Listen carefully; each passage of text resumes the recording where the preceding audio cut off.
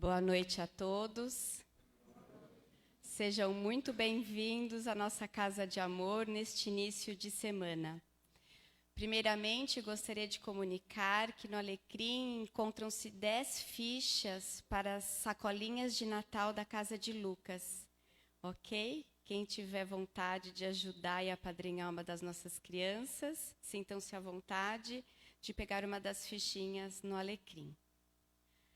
E vamos então, neste instante, serenando, fazendo uma respiração profunda, fechando os nossos olhos e sentindo a presença do nosso mentor individual, esse amigo de todas as horas, que nos ampara, nos orienta, nos protege.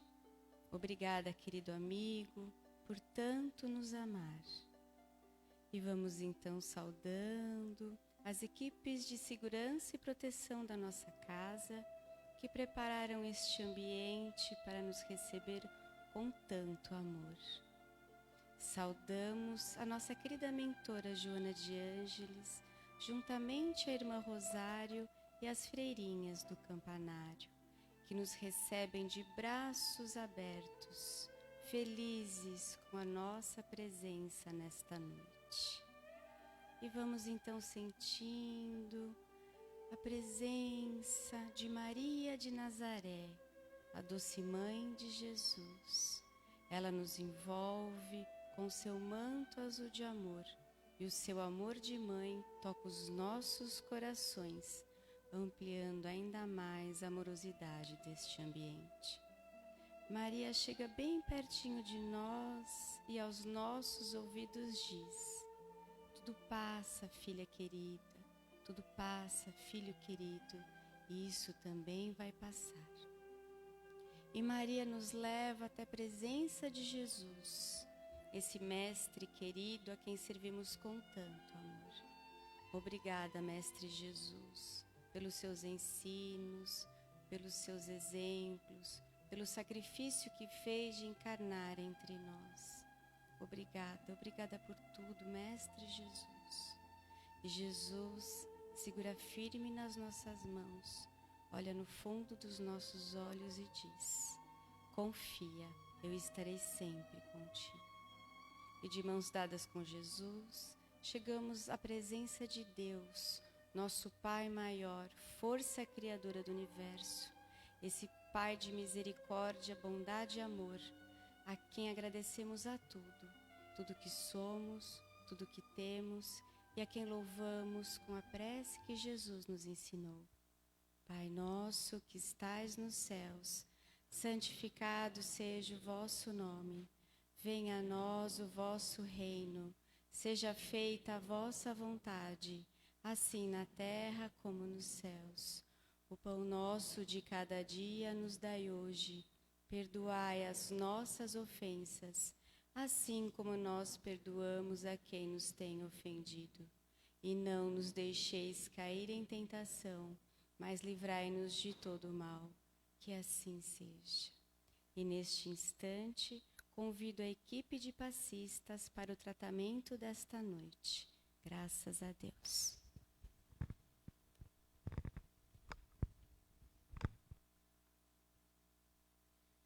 Pedimos aos passistas que possam se posicionar no corredor central e a todos os assistidos que fechem os seus olhos, fiquem bem tranquilos e se liguem às equipes espirituais de tratamento da casa. Os passistas iniciam neste momento a captação das energias para o passe PL e que sejam projetadas a luz branca do Cristo sobre todos, acalmando o coração, serenando a mente, promovendo a harmonização e o equilíbrio de todos. Graças a Deus. Para o tratamento de P2, pedimos aos passistas uma nova captação e que sejam direcionadas aos assistidos desse passe. Sintamos a projeção da luz azul envolvendo o sistema nervoso central, tratando e harmonizando todos os chakras, um a um, situados ao longo de toda a coluna. Que assim seja. Aos assistidos em tratamento de CH e com a captação dessas energias pelos passistas, pedimos que se liguem com as equipes deste passe nesse momento. Vamos sentindo a projeção da luz rosa, que envolve suavemente cada assistido em muito amor e carinho, em muita paz, sentindo os corações serenando e se harmonizando. Que assim seja. Para o tratamento de P3B, as equipes de passes irão recolher essas energias. Pedimos a esses assistidos que se liguem com as equipes deste passe nesse momento. Rogamos a proteção da luz branca do Cristo, envolvendo encarnados e desencarnados aqui presentes. Pedimos a luz azul, envolvendo o coração e a mente dos assistidos. Rogamos às equipes espirituais os cortes de ligações que se fizerem necessários com a luz laser. Pedimos a projeção da luz azul, envolvendo o sistema nervoso central, periférico e neurovegetativo. Da luz rosa clara, envolvendo o cardíaco para aumentar os bons sentimentos e o amarelo no frontal para ter bons pensamentos, maior força de vontade e melhor ligação com o seu mentor individual. Vamos, neste momento, envolvendo cada assistido numa cúpula rosa clara brilhante da cabeça aos pés, para que o tratamento se fixe até quando for necessário. Que assim seja. Captando as energias de P1 e P3A, pedimos aos assistidos que se liguem com as equipes médicas e espirituais neste momento. Os passistas irão depositar uma projeção da cor verde dessas equipes, envolvendo todo o organismo físico e espiritual dos assistidos, tratando onde for necessário. Vamos projetar as cores do arco-íris, envolvendo os assistidos para alcançarem o fortalecimento físico e espiritual necessário. Que assim seja. Pedimos que todos nós, encarnados e desencarnados, sejamos envolvidos nas bênçãos amoráveis do Cristo Jesus e que cada assistido permaneça em cúpula protetora relativa ao seu tratamento até quando for necessário. Nos ligamos agora com as equipes espirituais do tratamento infantil, Meimei e Sheila, e uma nova captação dessa energia pelos passistas que serão projetadas, envolvendo todas as crianças em muito amor e carinho, trazendo-lhes paz e harmonia. Que assim seja. Agradecemos às equipes espirituais e de passes por todos os tratamentos realizados e convidamos todos a abrirem suas mentes e corações para a palestra a seguir. E vamos envolvendo o palestrante em muitas luzes que traz a mensagem desta noite. Que assim seja.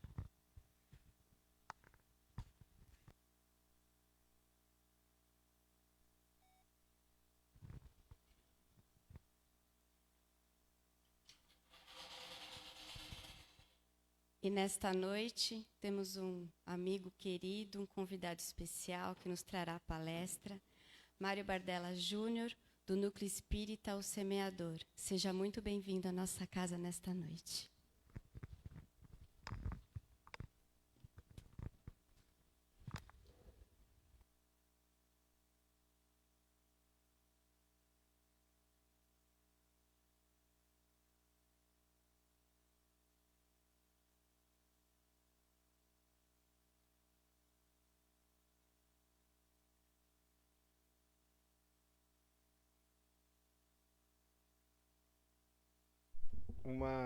Obrigado, Anderson. É uma oportunidade muito grande quando nós temos esta condição de nos encontrarmos em companheiros de trabalho na seara de Jesus para uma atividade em conjunto.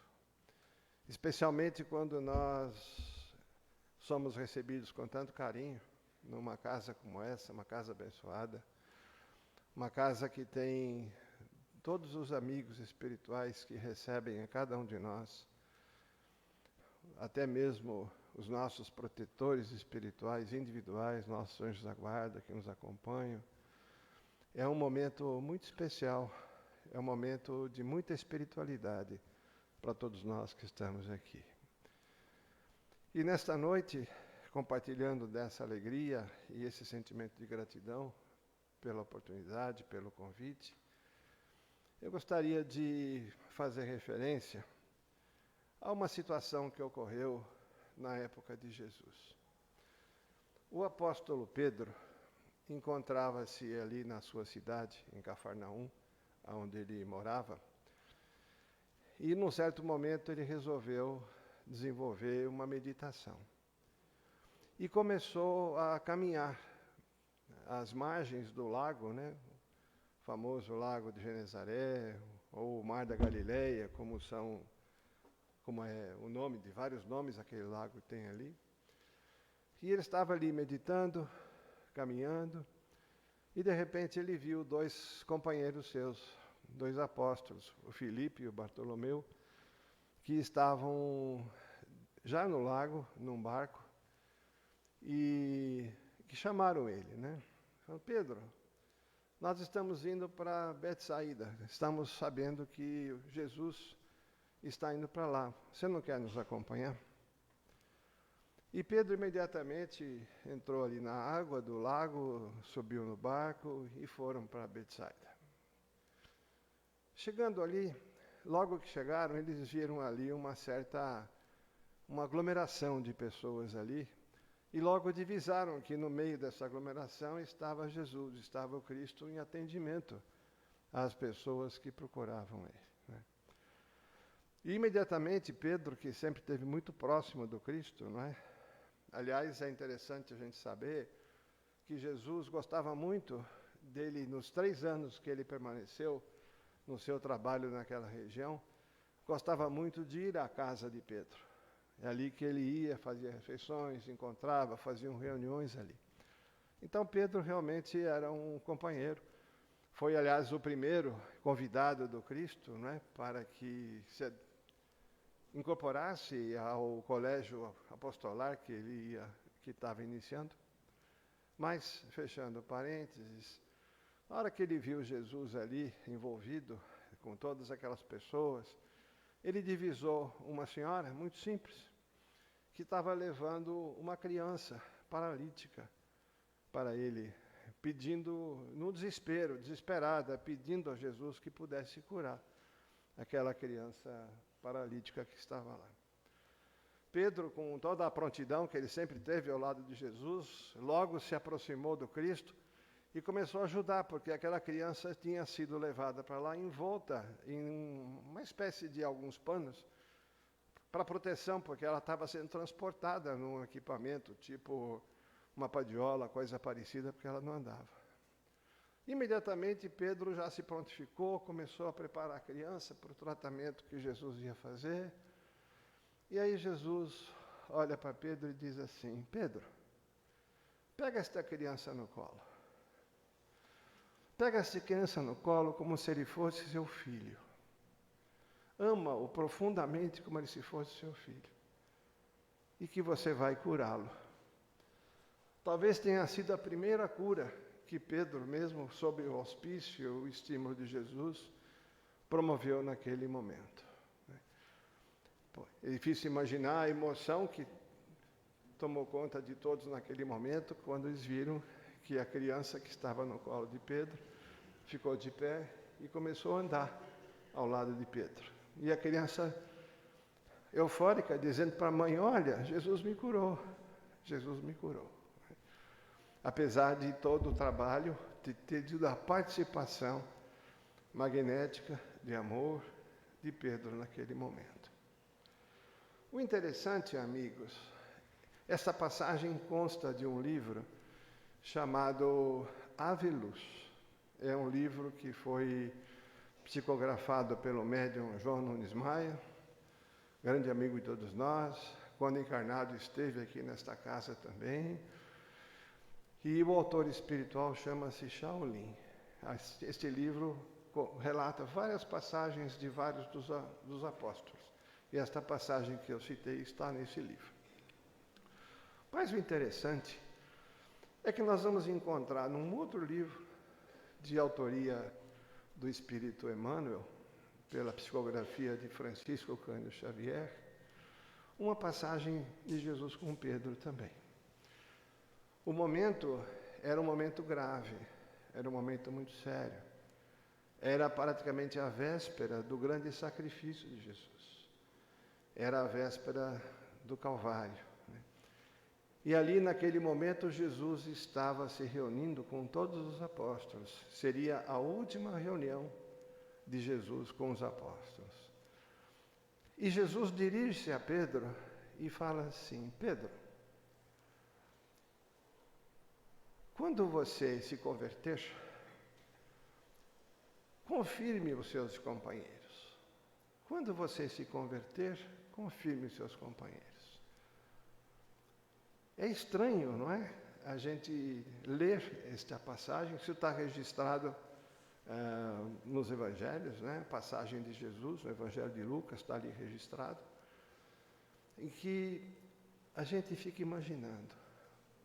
Pedro, que acompanhou Jesus desde o início, que assistiu todos os fenômenos que a gente possa imaginar. Assistiu a cura de leprosos, assistiu a cegos que recuperaram a visão, assistiu Cristo levantar paralíticos, Pedro viu quando Lázaro saiu do sepulcro, que já era dado como morto, que Jesus ali o tirou e o fez levantar e seguir, trazendo a vida novamente.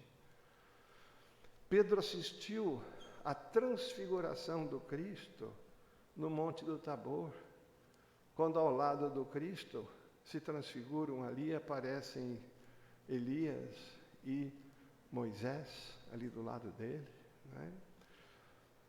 Por 3 anos, Pedro conviveu com o Cristo intensamente, assistindo tudo isso. E na hora final, Cristo diz para ele: quando você se converter. Ou seja, ele ainda não estava convertido.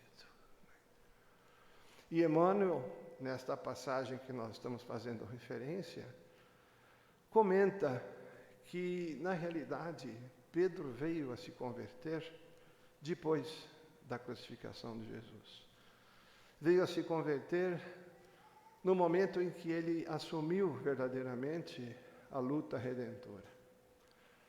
Veio explicar que no momento em que ele enfrentava as lutas, as perseguições, no momento que ele enfrentava as agruras daquela época em que ele tinha que prosseguir com o trabalho apostolar, todas as dificuldades que ele vivenciou foi ali no transcurso e na vivência de todas essas dificuldades que Pedro veio efetivamente a se converter.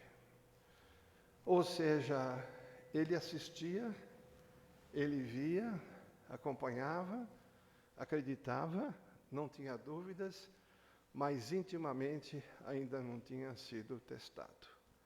Intimamente ainda não tinha uma conversão de fato, real. Por que nós estamos aqui conversando sobre essas passagens que estão registradas nos livros da filosofia espírita e estão registrados nos evangelhos? Porque, de uma certa forma, isto é uma mensagem para nós todos. De uma certa forma, é como se fosse um alerta, como se fosse um convite para nós todos.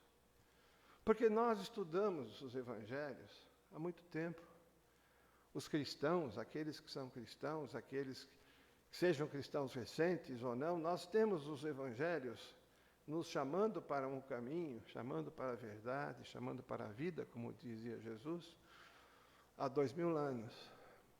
Os textos evangélicos foram a boa nova há 2000 anos atrás. Hoje não é mais a boa nova, mas continua sendo para nós que não nos convertemos ainda uma boa nova. Então nós falamos dos evangelhos, recitamos muitas vezes parábolas, recitamos passagens, mas a pergunta que nós devemos nos fazer, e é claro que aqui nós não generalizamos, não é? Será que estamos realmente convertidos? Os ensinamentos espíritas. Quantos de nós que já somos espíritas há algum tempo, não temos as lições do Espiritismo, que nos fala da necessidade do desprendimento, que nos fala da vida eterna, de que a morte não existe, que nos fala da necessidade de sermos fraternos, de sermos caridosos. Será que nós somos como Pedro? Será que nós ainda não tivemos a oportunidade de mostrar se realmente nós estamos convertidos de coração nessas coisas?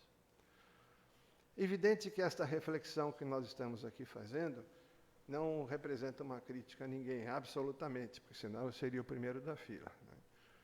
O que acontece é que nós, pela nossa vida, nós, pela nossa luta, temos uma tendência de nos, entre aspas, acomodarmos às circunstâncias de momento. Certa feita, nós ouvimos o médium de Uberaba, o grande médium de Uberaba, amigo de todos nós, tivemos a oportunidade de ouvi-lo pessoalmente, dirigindo-se a um grupo, dizendo assim, que quando nós nos encontramos aqui, no mundo material, vivendo, nós nos preocupamos muito com as coisas do mundo. Nos preocupamos muito com as coisas do exterior. E quando desencarnamos e adentramos a pátria espiritual, quando voltamos para a vida verdadeira, que nós nos distanciamos das coisas do mundo, nós vamos começar a nos analisar mais profundamente, porque as coisas do mundo já não nos atraem tanto, já não existe mais ali do lado.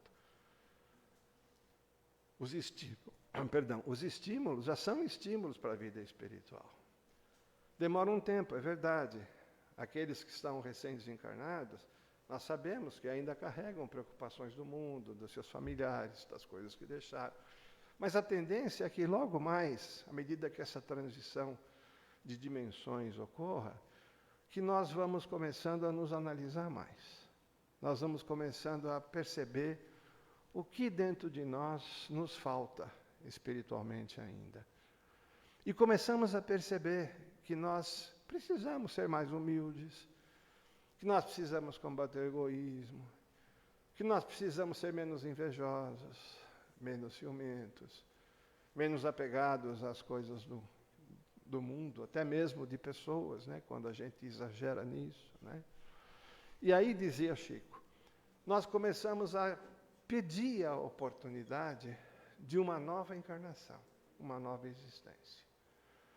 E quando a gente pede uma nova existência, já sabedores das coisas íntimas que a consciência nos aponta como imperfeições, vamos assim dizer, que nós precisamos trabalhar, nós vamos pedindo novas oportunidades de encarnação, aonde a gente pode exercitar a aquisição daquelas virtudes e aqueles atributos que a alma ainda não tem. Então, nós pedimos situações de vida, de encarnação, fazemos um plano para a nossa encarnação, o chamado plano reencarnatório, pedindo que a gente seja testado, que a gente consiga efetivamente trabalhar aquelas imperfeições de alma que a gente já reconhece quando estamos lá, que nós temos. E aí Chico, na sua maneira bastante serena, bastante tranquila, até com um certo tom de humor, viu, Anderson, que ele às vezes brincava com a gente, e ele falava, pois é, só que a gente acaba pedindo tanta coisa ao mesmo tempo, porque a gente tem pressa, a gente quer se tornar menos imperfeito rapidamente, né? E a gente fica pedindo coisa demais, a gente fica pedindo uma encarnação meia pesada, a gente fica pedindo. E os espíritos nos avisam, olha, vai com calma, não peça tudo de uma vez. Nós vamos trabalhar isso ao longo do tempo, né? Então ele dizia que essa questão nossa, de alguma maneira, pedirmos que as nossas existências sejam pautadas por oportunidades, por experiências, que nos ajudam a nos tornarmos menos imperfeitos. Eu prefiro colocar assim. Né? É o que a gente quer e a gente pede. Mas, apesar disso, isso talvez represente a mesma situação que Pedro vivenciou. Porque tudo isso ainda está no plano da teoria. Porque vai ser no momento, efetivamente, da prova que nós vamos demonstrar o quanto nós já somos convertidos com relação aos ensinamentos do Evangelho e com relação aos ensinamentos que a filosofia espírita nos traz. É num momento difícil que nós demonstramos o que nós somos. E não tem nada de errado nisso, a vida é assim. Nós somos ainda, como já citado aqui, nós somos ainda espíritos imperfeitos. Né? Nós somos espíritos que estamos a caminho da luz. Estamos a caminho da perfeição. E Deus é tão bom, é tão misericordioso, que Ele permite que cada um de nós tenha uma assistência de um amigo espiritual que é colocado ao nosso lado para nos ajudar. Não vamos nenhum de nós ter dúvida da assistência espiritual que a gente recebe. Nenhum de nós deve duvidar da bondade de Deus, que coloca ao nosso lado, no nosso caminho, espíritos bondosos que nos ajudam. Tanto quanto também colocam, às vezes, amigos encarnados. Quantas vezes no âmbito familiar, quantas vezes nós estamos entre amigos, quantas vezes estamos numa casa maravilhosa como essa, onde nós temos amigos, onde nós temos pessoas, nós temos aqueles que trabalham e nos ajudam de alguma maneira, que a gente pode aceitar aquela ajuda e pode também participar daquele trabalho de alguma forma. Né? Essa dinâmica espiritual da nossa existência, da nossa vida, é muito importante. Para que um dia nós possamos, como Pedro, após ter sido testado nas dificuldades, após ter sido testado nas provas, que nós mesmos, uma boa parte delas, escolhemos, né? Que a gente possa dizer que a gente realmente se converteu àquele ensinamento profundo de amor que está no Evangelho e aqueles ensinamentos que a filosofia espírita nos traz. Uma coisa que talvez nós possamos ser perguntados, né? Mas vai ser sempre assim? Será que nós vamos precisar passar pela dureza de uma prova difícil, mesmo que eu a tenha escolhido, para provar que eu estou convertido? Mais uma vez, apresenta-se o Espírito Emmanuel, através da mediunidade de Francisco Cândido Xavier, nos dizendo o seguinte: olha, se a razão pela qual a sua prova existe, se a sua prova está determinada para que você demonstre a sua, vamos usar agora o termo conversão, embora não seja da mensagem dele, né? Caso você demonstre isso antes, caso você trabalhe isso antes, a sua prova vai ser atenuada. Existe um livro que eu convido todos a lerem, que é o livro chamado A Religião dos Espíritos, do Espírito Emmanuel. Tem uma passagem ali, muito importante para todos nós, que chama-se Remuneração Espiritual. Pode parecer estranho o nome, mas é o nome que o Espírito deu para a mensagem. E lá ele diz claramente, para um espírito da envergadura de Emmanuel, mentor de diversos casos, mentor de Chico Xavier, né, dizer isso, ele diz assim: se nós estivermos trabalhando em favor do semelhante, E se neste momento que nós estamos trabalhando em favor do semelhante, com alegria, sem interesses, olha as condições, né? Com alegria, sem interesses.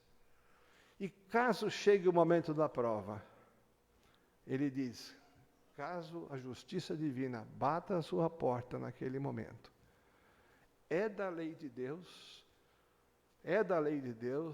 que a sua prova seja atenuada. E talvez até adiada, porque você está no trabalho, convicto, dedicado ao semelhante, sem interesses pessoais, né? Então, por aí nós podemos ver esta grande bondade, a misericórdia de Deus, que consegue olhar para cada um de nós, consegue ver as nossas imperfeições e não nos condenar, e não nos criticar, não nos julgar, mas ao contrário, nos dá todas as oportunidades que nós precisamos para trabalhar essas imperfeições e irmos caminhando para a perfeição. Nós estamos atualmente vivenciando uma grande prova coletiva. Nós estamos no momento vivenciando uma pandemia, né? Não é a única, a humanidade já teve várias. Há não muito tempo atrás, na época da Primeira Guerra, no século passado, tivemos uma pandemia muito grande, que também foi uma gripe, também foi um vírus, a chamada gripe espanhola, que dizimou muito mais pessoas do que em número absoluto, e em número relativo nem se fala, porque a população era muito menor. Naquela época nós não tínhamos os remédios que temos hoje, não tínhamos os recursos da medicina que temos hoje, e foi uma situação muito difícil. Mas isto não tira as dificuldades de momento que nós estamos vivenciando. Isto é uma prova para cada um de nós, né? A pergunta que a gente pode fazer é assim: como é que eu estou pessoalmente agora diante dessa prova pela qual eu estou passando? Muitos estão passando, a humanidade está passando por isso, mas o posicionamento é individual. Imagine aquele irmão nosso, equivocado, que por alguma razão foi detido num cárcere. Imagine um irmão equivocado que está cumprindo uma sentença na prisão naquele momento. Esse irmão tem duas opções naquele momento. Ele está preso. Ele pode perguntar, bom, como é que eu exerço aqui o meu esforço? Como é que eu vivencio essa prova? Ele pode se rebelar intimamente com aquilo que está acontecendo e nunca aceitar aquilo. Como ele pode aceitar e aproveitar aquela experiência de alguma forma? Essa é a diferença do bem sofrer e do mal sofrer que o Evangelho segundo o Espiritismo nos aponta. Mesma coisa para nós numa pandemia. O tempo que ficamos isolados em casa, as restrições que nós estamos tendo ainda, os cuidados que nós vamos ter daqui para frente, não é? Nós podemos, sim, fazer uma análise, né? Em que medida que tudo que eu aprendi no Evangelho, em que medida aquilo que eu estou aprendendo na filosofia espírita está me ajudando a passar bem ou passar da melhor forma possível pela prova que eu estou vivenciando agora? Que aprendizados que eu estou tendo? Será que eu estou sendo mais caridoso? Será que eu estou pensando melhor na comunidade? Ainda há pouco falávamos, né, das pessoas que não se cuidam, né, das pessoas que acham que cuidar de si não tem importância, porque eu não vou pegar a doença mesmo, então não estou me cuidando. É um pensamento egoísta, porque ele tem liberdade para isso, ele pode tomar essa decisão. Mas o que ele não pode é pôr o outro em risco. Então, atitudes assim é que vão mostrar como que nós efetivamente estamos mais distantes ou mais próximos daquela consagração, daquela verdadeira conversão de alma, de espírito, para os ensinamentos cristãos, os ensinamentos de Jesus. Nós podemos refletir em tudo que nós estamos aprendendo nesse período, por maiores que sejam as dificuldades. Nós sabemos que dificuldades são enormes para muitos, não tão grandes para outros, mas seja qual for a circunstância, nós estamos sendo convidados a um posicionamento diante de uma situação que é coletiva, diante de uma situação que envolve a todos. Veja mais uma vez a prova que chegou, não é? É uma prova coletiva, né? Então, queridos amigos, as reflexões de hoje nos convidam a esta busca, para que, como nos lembrou Francisco Cândido Xavier, para que nós, à medida que formos adquirindo consciência das nossas necessidades de aperfeiçoamento, à medida que formos adquirindo consciência dos pontos íntimos que nós ainda precisamos melhorar, né? Que nós comecemos a trabalhar isso de alguma forma. E à medida que começarmos a trabalhar isso de alguma forma, não vamos ter dúvida de que nós vamos atenuando as provas que ainda eventualmente venhamos a necessitar em algum momento. Por uma razão muito simples, porque as provas não são castigo. Já aprendemos isso, vamos reforçar aqui. As provas não são castigo de Deus. São necessidades, muitas vezes duras, para que nós, alguns de nós, eu não posso generalizar, que ainda com espíritos endurecidos, não conseguimos aprender o que nós precisamos em termos de fraternidade, em termos de amor, em termos de relacionamento com o próximo, em termos de convivência, né? Então temos aí as oportunidades, né? E que a gente possa fazer sempre essa reflexão, né? Que a gente possa, assim, de uma maneira desprendida, né? Analisar. Eu sou ciumento? Puxa vida, por que eu sou ciumento, né? Nossa, eu sou tão apegado a isto, porque sou tão apegado a um cargo, sou tão apegado a um bem, sou tão apegado ao meu carro, sou tão apegado a uma roupa. Quer dizer, sabe, reflexões dessa natureza, não que a gente vai virar santo de uma hora para outra, isso não existe. A proposta do Espiritismo é nos ajudar a irmos trabalhando as nossas imperfeições, gradualmente. Por isso que nós queremos encerrar a nossa fala aqui, diante do compromisso de horário, o ensinamento de Allan Kardec, né? Dizendo que o verdadeiro espírita será conhecido pelo esforço que faz para domar e controlar as suas tendências. Ou seja, o verdadeiro espírita não é aquele que já virou santo. Isso não existe. Mas existe sim o esforço de cada um para que a gente honre, para que a gente possa honrar o esforço de todos aqueles que nos precederam. Vamos pensar no esforço de Allan Kardec, vamos pensar no esforço de um Divaldo Pereira Franco, que na altura dos seus 90 e poucos anos ainda está viajando sozinho por aí, carregando a sua própria mala para fazer palestra. Vamos pensar no esforço de um Chico Xavier, que foi até os últimos anos da vida que ele não conseguia levantar o braço. Ele precisava de alguém do lado dele para ajudar ele a levantar o braço, porque ele queria cumprimentar uma pessoa. Então nós temos que honrar essas pessoas que dedicaram tanto esforço e tanta vida para nos ensinar e trazer para nós tudo isso que nós estamos aqui conversando hoje. Eu agradeço a atenção de todos, agradeço a paciência em me ouvirem, e fica aqui um desejo sincero de que Jesus, de que Deus nos abençoe a todos e seus familiares. Boa noite, gente.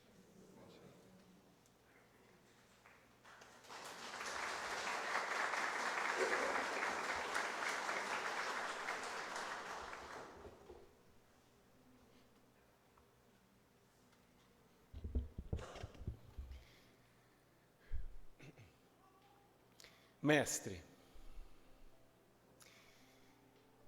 que o teu amor jorre sobre nós nesse instante.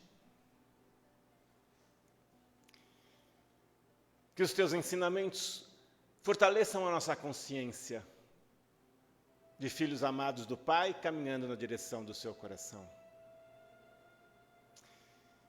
Que possamos nos converter aos poucos, transformando a nossa crença em atitude de amor,